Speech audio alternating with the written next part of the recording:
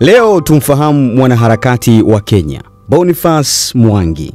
Huyu ni mwanaharakati wa Kenya Boniface Mwangi ambaye ameachiwa huru na serikali ya Tanzania. Hussein Khalid alithibitisha kuwa alikuwa pamoja na Mwangi wakiwa njiani kutoka katika kaunti ya Kwale karibu na mpaka wa Tanzania na Kenya ambako alikuwa ameachwa na sasa wanaelekea Nairobi. Hii ni taarifa ya mapema kabisa iliyotolewa na Hussein Khalid baada ya kuachiwa mwanaharakati huyo. Mwanaharakati Boniface Mwangi na Agatha Atuhaire wa Uganda walikamatwa Tanzania mapema katika wiki hii ambako walikuwa wanaenda kuhudhuria kesi ya kiongozi wa Chadema Tundu Lissu. Rais Samia Suluhu Hassan alionya kwamba hata ruhusu wanaharakati kutoka nchi jirani kuingilia masuala ya nchi yake na kusababisha machafuko. Mfahamu mwanaharakati huyu basi. Boniface Mwangi alizaliwa Julai 10 mwaka 1983 na ni mwanaharakati wa Kenya. Pia ni mwanasiasa na mwanaharakati aliyejihusisha na harakati za kijamii na siasa pia. Kulingana na mtandao wa Wikipedia, anajulikana kwa taswira zake za ghasia za baada ya uchaguzi zilizokumba Kenya mwaka 2007 pamoja na mwaka 2008. Huyu amemwoa Helen Njeri Mwangi ambaye anafanya kazi yake naye katika shirika la Power 254. Wana watoto watatu pia. Mwangi alitajwa kuwa miongoni mwa Waafrika 100 bora wenye ushawishi mkubwa na jarida la New Africans mwaka 2020. Maisha yake ya utotoni na elimu yake ya msingi. Mwangi alizaliwa katika kaunti ya Taveta nchini Kenya kwenye mpaka na Tanzania. Mama yake alikuwa mfanyabiashara aliyevuka mpaka. Mwangi alianza kuishi na babu yake huko Nyeri, mkoa wa kati wa Kenya alipokuwa na umri wa miaka 6. Baadaye akahamia na mama yake katika kitongoji cha watu wa kipato cha chini kabisa cha Nairobi maarufu kama Changara, kisha eneo la Majengo, Githurai 45. Kabla ya kuishia Pangani, Mwangi aliacha shule katika kipindi ambacho anatakiwa kumsaidia mama yake na akaacha shule na kumsaidia mama yake kuuza vitabu. Mama yake alifariki mwaka 2000 ambapo Mwangi ambaye wakati huo alikuwa na umri wa miaka 17 tu akaamua kubadilika ili kunusurika. Alijiunga na shule ya Biblia kwa nia ya kuwa mchungaji na kupata diploma katika masuala ya kibiblia. Akiwa shuleni alipendezwa sana na upigaji picha. Akashawishiwa na mpiga picha wa Kenya Mohamed Amin. Licha ya kutokuwa na elimu ya shule ya upili, Mwangi alifanikiwa kupata nafasi katika shule binafsi ya uandishi wa habari. Ili kufadhili masomo yake ilimbidi aendelee kuuza vitabu mitaani, lakini akaanza kupata uzoefu kama mwandishi wa picha. Akachapisha picha katika gazeti la kitaifa la The Standard na mwaka 2005 alishinda tuzo zake za kwanza za upigaji picha. Ndani ya miaka mitatu akapata kutambuliwa kimataifa kama mmoja wa wapiga picha bora wa Afrika walio na vipaji. Alitunukiwa tuzo ya mpiga picha bora mwaka 2008 na 2010 na CNN Afrika.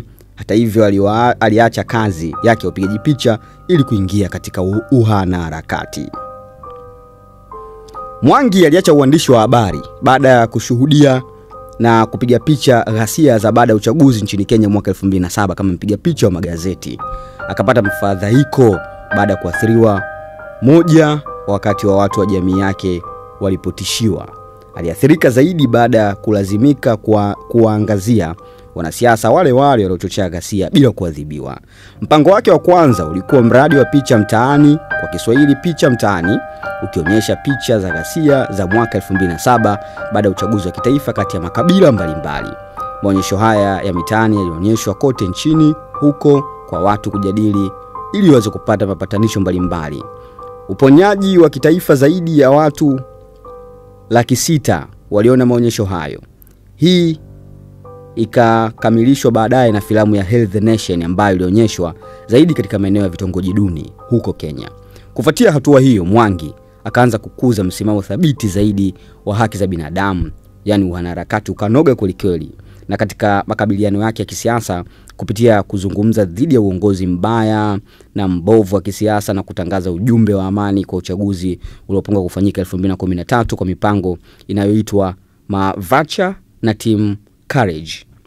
Team Courage ni kundi la wanaharakati wenye lengo la kushawishi raia wazalendo kuchukua hatua za kijasiri na madhubuti katika kujenga Kenya mpya. Mpango wake wa hivi punde zaidi ni Power 254 ambao ulizinduliwa mwaka wa 2011, kituo na nafasi kwa wasanii pamoja na wanaharakati katika kituo hiko kufanya kazi pamoja kuelekea mabadiliko ya kijamii na kuendeleza haki za kibinadamu hapo Kenya. Ni kwa nini mwanaharakati mwenye utata? Basi Mwangi alikamatwa na polisi Mei 2019 kwa madai ya kuandaa mapinduzi Kenya. Maafisa wa upelelezi walikuwa wamemkamata bwana Mwangi nyumbani kwake na kumpeleka katika kituo kikuu cha polisi ambapo alirekodiwa taarifa. Aliachiliwa muda mfupi tu baada ya taarifa iliyoelezea mashaka na mashtaka ambayo huenda akakabiliwa nayo kusambaa kwenye mitandao ya kijamii. Lakini mwaka wa 2024 alizuiliwa kwake, na kuzuiliwa kwake kulijulikana na kulikuja pia baada ya kuitisha maandamano dhidi ya serikali katika mbio za marathon katika mji mkuu Nairobi. Polisi walikuwa wamethibitisha kabisa kwa bwana Mwangi alikuwa kizuizini, lakini hawakutoa maelezo ya ziada. Kuzuiliwa kwake kulizua hasira miongoni mwa wafuasi wake waliotaka aachiliwe, na hivi leo ndio imekuja picha katika nchi ya Tanzania na mashambulizi dhidi ya rais na timu Mwangi baada ya kukamatwa na kuachiliwa pia. Wengine wanasema hatari za mashambulizi kwa Rais Samia zinaweza kuwa kubwa zaidi. Huyu alikusanya watu kwenye mtandao wa Twitter kumtaka Rais William Ruto ajiuzuru, akitumia neno Ruto must go na Occupy Stand Chat. Aliwataka watu kuvalia rangi za bendera ya taifa la Kenya, kuvaa kanga zenye ujumbe Ruto must go na kushiriki maandamano mtandaoni, na hili kwake lilifanikiwa. Huyo ndo mwanaharakati wa Kenya Boniface Mwangi. Boniface Mwangi, mwanaharakati Kenya mwenye utata zaidi.